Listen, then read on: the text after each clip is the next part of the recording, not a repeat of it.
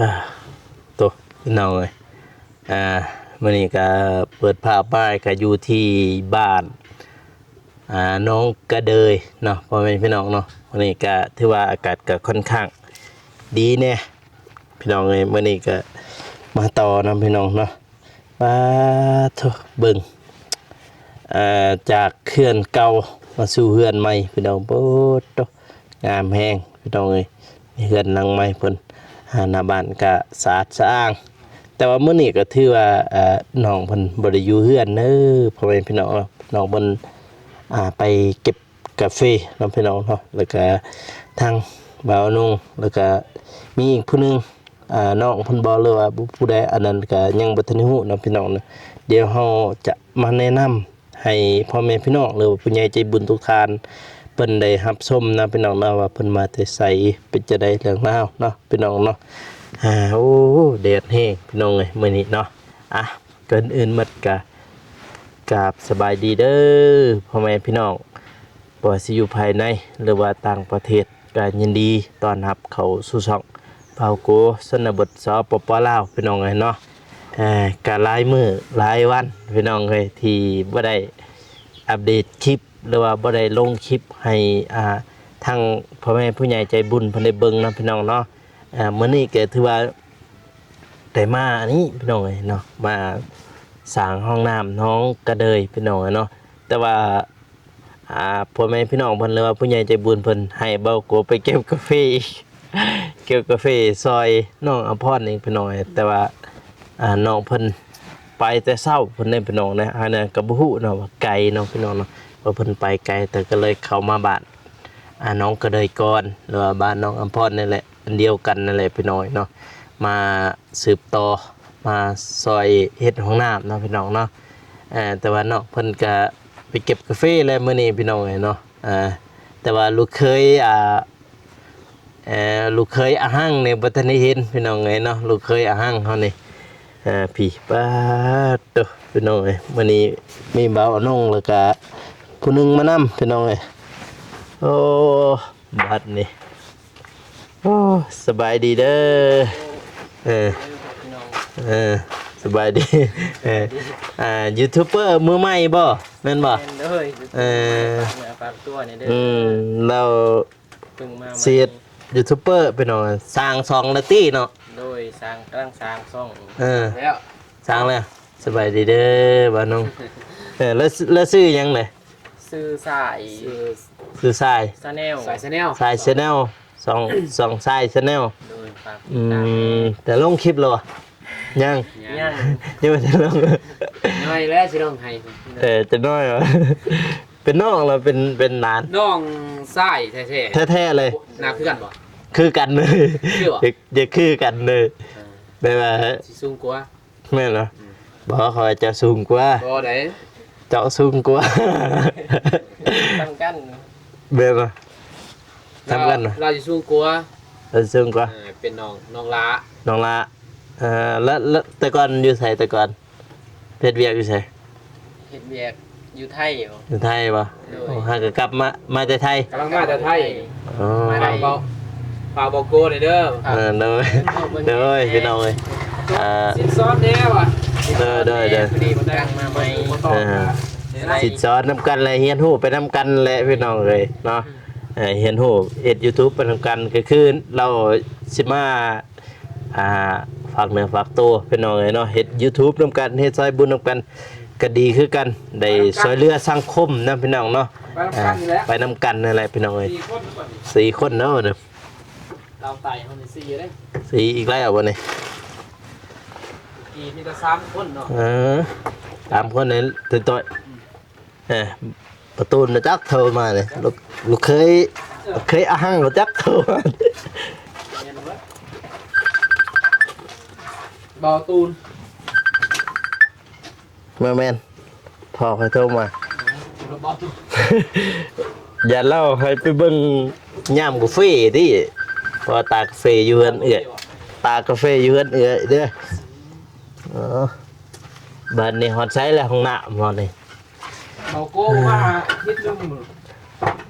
อย่ากว่าทิศเลยบ่ได้มาที่เราเลย บ้านนี้กูมาบ้านนี่ วันนี้ยามกาแฟ เขากินได้บ้านนี่เด้ แม่นบ่ โอ้ยหา เห็นอยู่ พี่น้องเอ้ย เห็นกินเซซวนอยู่วันนี้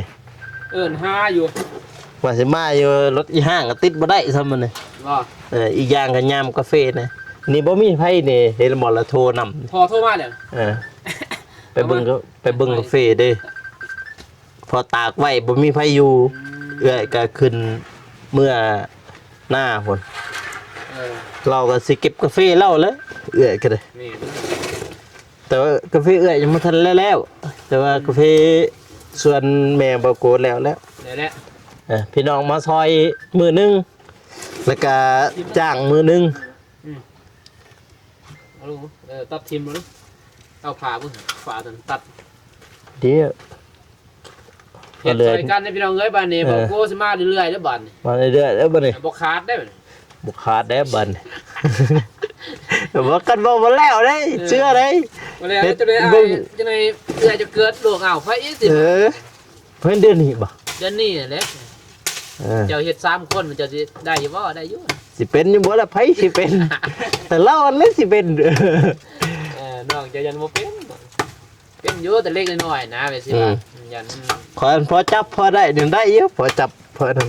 ก็เลยว่าสิเฮ็ดให้ คือจะเห็นแล้วแหละโบกพะนะโบกคันนั้นแหละโบก เท่ยังนี่เป็นอยู่ เทนี่เป็นอยู่ ฮู้หมดเลยนะ เทนี่กอนี่ก็พอได้อิ่วกอนี่ โบเคนี่แหละสิตัดรังให้เพิ่นไว้นี่เดียวนี่ก็เลยเฮ็ดเพิ่นเฮ็ดได้บัดนี้แม่นบ่ ได้เทพอได้โบกพอได้หยังนี่ได้อยู่ตอนนั้น บ่นี่โอ้ โบกก็คือเอ็นโบกอยู่ เอ้ยคอยเป็นคอยไป เยือนน้องสลีเห็นไหมห้องน้ เก่งกาแฟได้หลายอยู่บ่ ำสาวบริท่านในค่ายนะ ยังบ่หรือว่าเก็บแบบตาก็บ่ เก็บรอยสตากแห่งบ่ โอ้เฮ็ดแบบนั้นเอ้า คันมีจักอิวโน้ยซื้อจักอิวโตเห็นอยู่คืออยู่อันบ่ตูนอิวอันเนี่ยนะ อยู่เอ้า ราคาดีอยู่ตัวมาขาวอันนั่นน่ะ อยู่นั่นเนาะ ข้าวเดียวนะ พี่น้องมาเก็บซอยมือหนึงแล้วก็จ้างมือหนึง ซอยมือนึงจางมือนึง แม่นเพราะว่าเข้ามาอันอีสังเข้ามาพักอยู่เฮือนเฮาเด้มานอนอยู่เฮือนหั่นพี่น้องพุ่นแหละทางดึกจึงพุ่นแหละเขาเจ้ามา เพิ่นมาพักเลยบ่ มาพัก เอามาเรื่อยเอาเขามาตำ คือเขาถือน้ำเพิ่นมาแล้ว เดี๋ยวมันตกโอเคนอนนี่เลยเนาะ ฮะ ก็นอนเลยบ่ เพิ่นนอนเลยแล้วอยู่เฮือนเนี่ยเต็มนะ แมทเลย อยู่เฮือนหั่น โอ้ มันมาพัก เซล แซวๆเลยเด้ เก็บกาแฟ แต่ว่ามื้อนี้ก็ครอบครัวหนึงบ่เมื่อแหละเมื่อแล้ว มือไว้ อู้10วันก็มาได้3-4 ล้านพุ่น โอ้ หวยมือหนึ่ง3-4 แสนบางที่ก็5-6 แสนหมด ว้าวทุกพี่น้องเอ้ยเก็บด้วยเนาะ เฮ้ยเขาจะเก็บไว้เด้ สี่ เขาเก็บไว้บัดนี้โอ้มือหนึ่งอัน6 แสนบ่ผู้เดียวเพิ่นคือเอามือหนึ่ง6 แสน2มือก็ล้านช่องเพิ่นก็ล้านหนึงเพิ่นหาจะใช้ได้ พ่อดอกเนาะบ่มา ข่อยบ่ได้ไปดอกไปเก็บกาแฟมีแต่ย่ำชวนตัวเองนี่ย่ำตัวตากคั่นแหละ เนี่ยคุณจิรัต บ่แต่ย่ำคนขี้รักย่ำอีช่างพลิกไปพลิกมานั่นแหละเตะไปเตะมา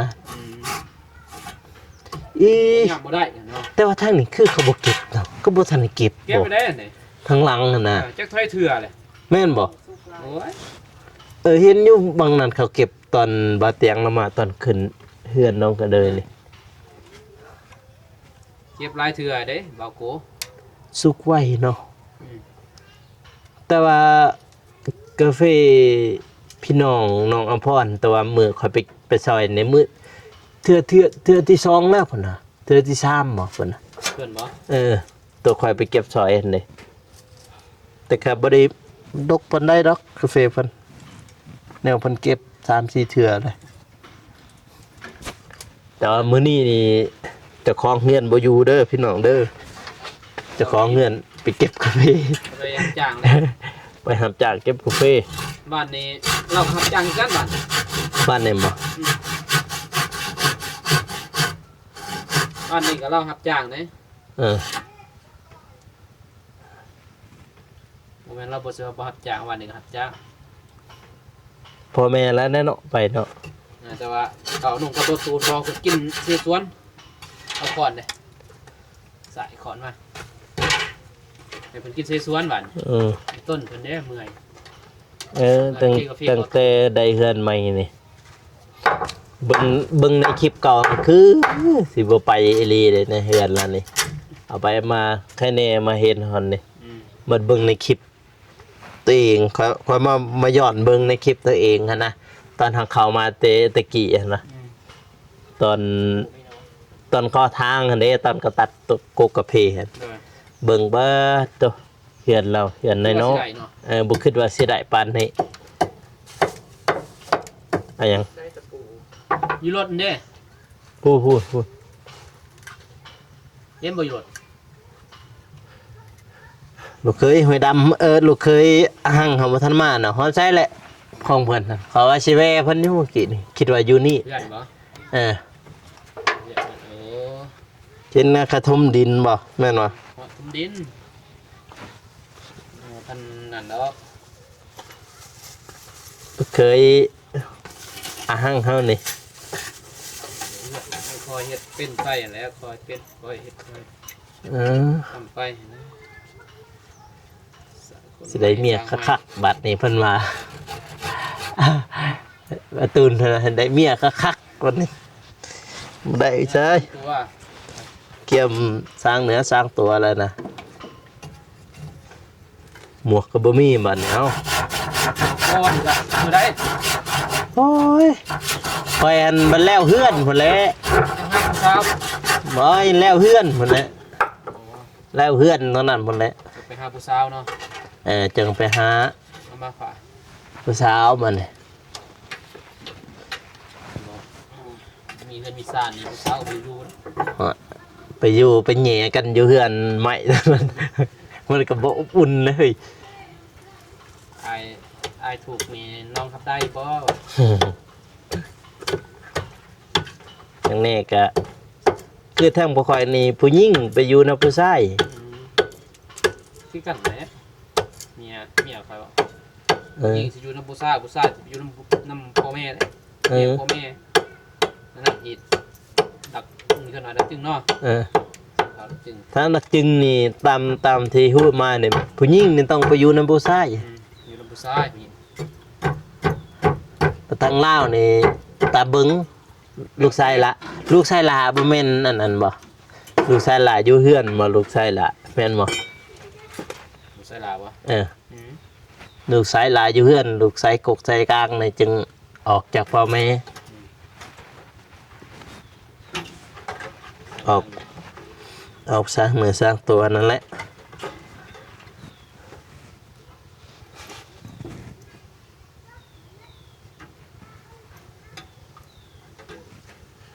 กาแฟลุมื้อนี้มันโล21บ่มื้อนี้ นี่บ่ มือจะขายโลเท่าไหร่20,000 บ้านนี่บ่ มือจะขายมื้อวานบ่จะขาย บ้านนี้อันนี้22 มื้อวานได้บ่โย่ 22ขึ้นนะกาแฟโอ้ตกเลย ปีกายนี่สูงสุดฮอด23 23บ่ ปีกายนี่ได้ ฮอดแล้ว3อีกอ่ะ ฮอดเลย23 23,500ฮอดแต่ซ้ำนั่นแหละแต่ปีนี้นี่ คือว่า17ปีกาย บ่สาวๆนะ ทราบบ่ สูงสุดแหละ23ปีกายนี่แต่ปีนี้เนี่ยโอ้อยากว่าสอนคนมีสวนนี่ มีส่วนกาแฟด้วย รวยเลยรวย เฮามีผู้ชาย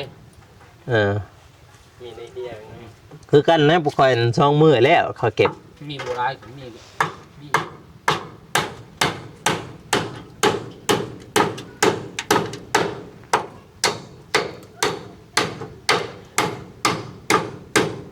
เงียบกิ๊บ ยับ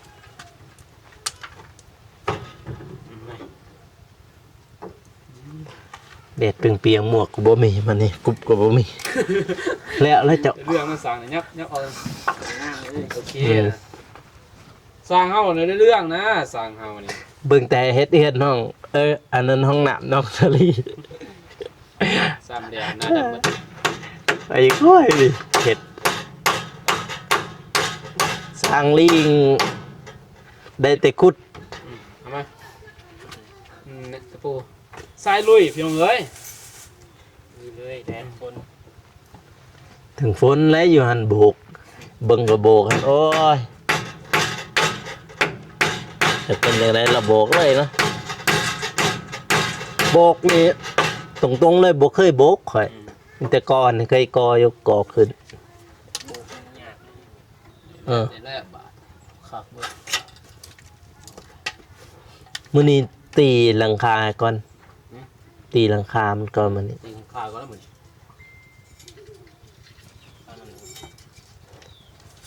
ไปบางคนแล้วตอนนั้นบริตองเนี่ยไปตองคือผาดเลย บ่ตกดอกแน่นแล้วทางนี้นี่ ตอกแน่เนาะ เออ เอายานน้องเอ้ย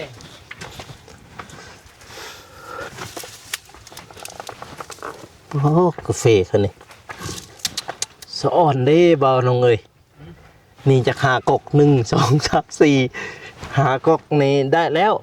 นี่1 2 3 4 5นี่โอ้สะอ่อนโดนโอ้ตกพี่พาสำนีนี่หูดเลยสำนีนี่จวดเลย นั่นได้เก็บเนี่ยเขาเก็บเลยแต่ว่าผมมีมัดจะเถื่อน เนาะสุดที่2แล้วที่นี่ รอที่โซ่ทั้ง วันที่3เลย ร้ายเลย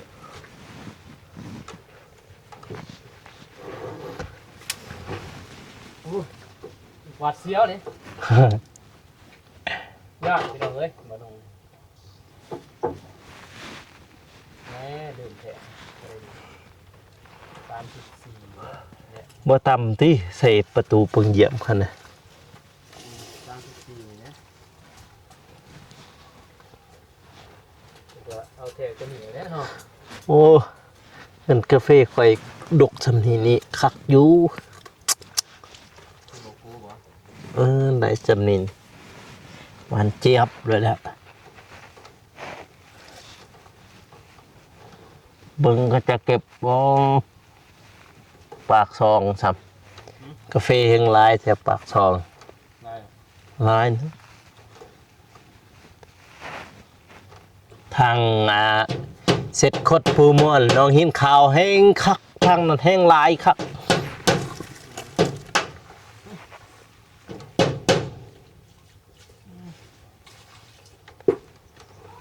เสร็จคดภูม่วนแห้ง น้องยิ้มขาวมาสะดวกตรวจเลยตรวจอยู่เทั้งพุ่นวิทย์บ้านเบาเมฆน้อยหนึงหั่นแม่นแหละกระตรวจด่าน บ้านเรามีบ้านตรวจเหมือนกันเนาะ ก็ตรวจได้อยู่หั่นวิทย์กระตรวจกระทงเซตบัดนี้ ไม่บ้านไม้มันเลย เห็นในทางนั้น มันเลยก่อนเสียเถอะ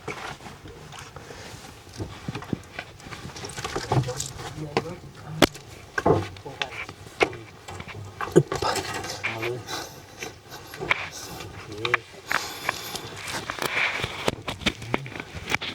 อย่าเทะ อยู่เทิงแล้วมันนี่ถือว่ากวางเทปของมันนี่ปัดนี้ตัวนี้เสียจังไรตัวนี้นี่ตัวลุมนี่คือว่าสูงแท้ ตัวไหน นี่ บนคีมวะบนทายเหรอ เออ แจ็คแล้วอ่ะสูงเลยแต่ว่าวิดหัวยื่นหัวปริงามเลย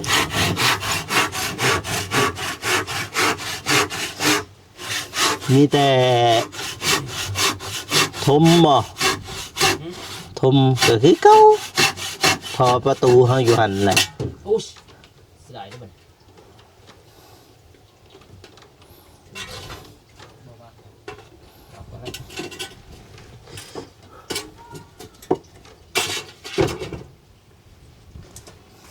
โอ้ชมบ่น่ะ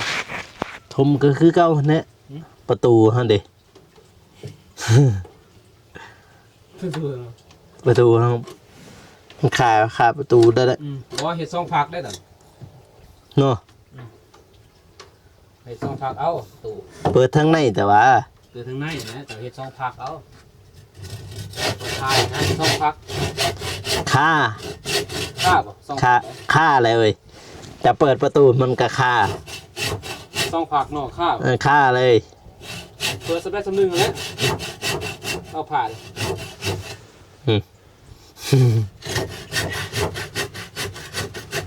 เปิดสักได้สักนึงนะ บ่เฮ็ดบันไดเป็นได้อยู่เฮ็ดบันไดเอาก็พักขึ้นมา แต่บ่เฉพาะบ่ให้มันคาประตู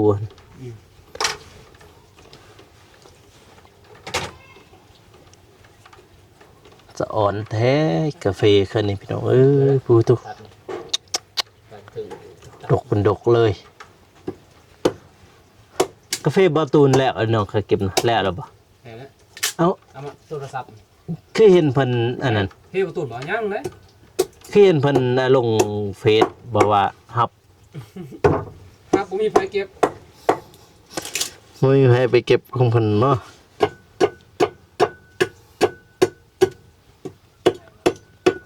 บ่มาเลยเบิ่งเขาดีอ่ะ ห้องอาบนี่ บ่กู ฮะ หอนเลย หอดเลย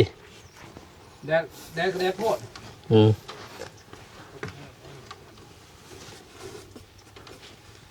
มื้อแรงตังมันบ่ตกดอกมื้ออื่นเพิ่นสิตกเบิ่ง แรงบ่ตกมาแรง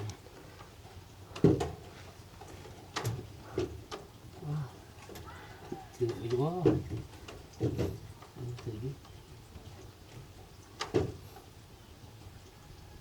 บ่ได้บ่ถือนั่นได้ตะปูเนาะถือเสาสัม เนี่ย อันนี้แหละคันบ่ถือเสาเด้ ต่อกันบ่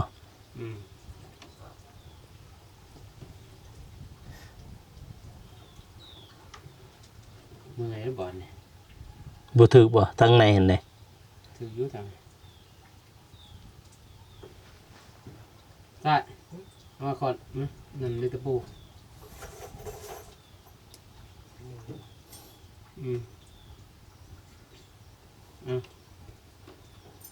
โทรศัพท์แบตหมดเลยมีเบอร์แบงค์บ่ บ่เขาบ่อันนั้นบ่ไฟเนาะ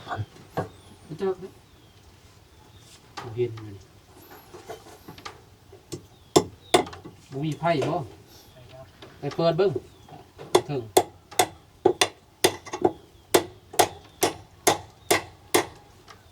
ดับบอกว่าที่ดับจนนกโกน แต่ว่าทางค่อยนี่ถ้าดับพัน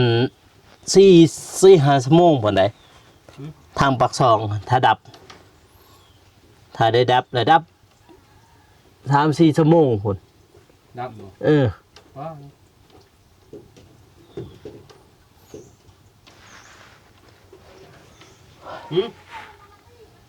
มาบ่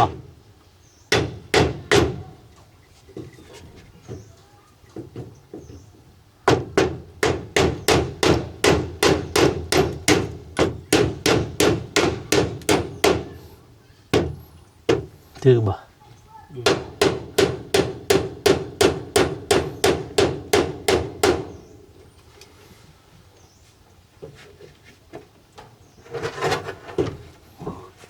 เนื้อในลอยบ่เนื้อเอาบ่เอาอย่าเนี่ยดึงเขามาเลย ดึงเข้าไปใส่ ดึงให้เจ้าเนี่ย ดึงมานี่นี่ ยังปิ้นไปทางฮะ จะลอง ไปมาบ่ ล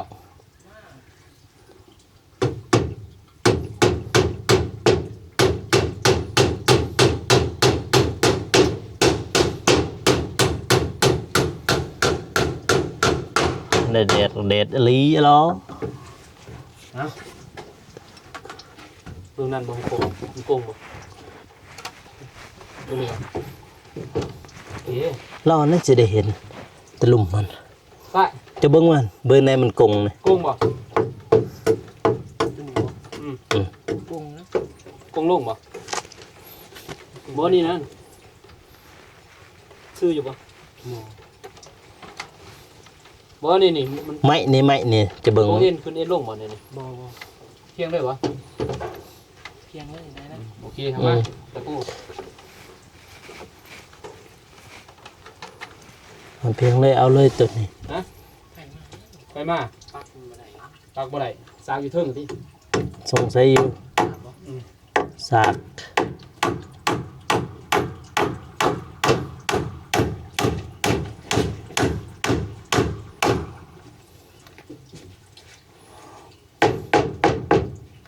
เสียว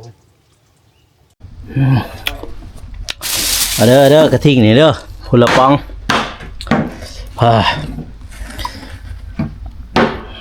กระทิงแดง250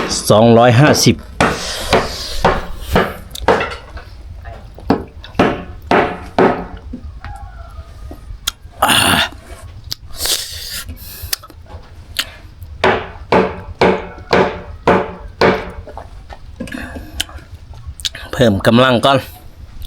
เมื่อยตากแดดอยู่เทิงพุ่นซอยเห็ดน้องน้ำน้องกระเดยไปน้องอันนี้เมื่อในเห็ดหลังคายังสิตอกปานลมแล้วก็มุงสังซีมาเลย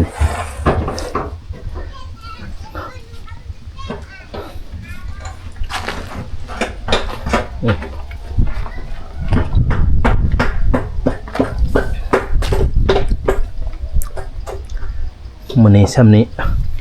เดี๋ยวก็น่าจะตอกจังซีเลยนี่คันเป็นประได้เนาะพี่น้องเนาะเฮ้ยแดดก็แห้งมื้อนี้มีแดดอีกจังได๋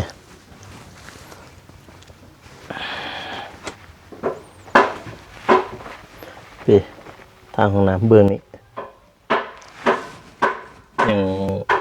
อัปเดตซ้ำนะมาแล้วก็ใส่อันนี้ใส่เล็กใส่หยังก็โบกปูนก็ประมาณนั้นพี่น้องเนาะไปเอาอันนี้ต่อคนนี้เลยยังสิเฮ็ดปานลมเบื้องนี้ปานลมเพิ่นนี่ฮ้ย